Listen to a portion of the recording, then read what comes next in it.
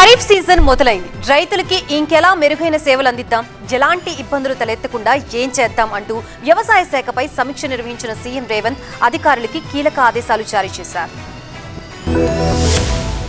తెలంగాణలో ఖరీఫ్ సీజన్ లో విత్తన కొరత ఎట్టి పరిస్థితుల్లో ఉండకూడదని అధికారులకు ఆదేశాలు జారీ చేశారు సీఎం రేవంత్ రెడ్డి.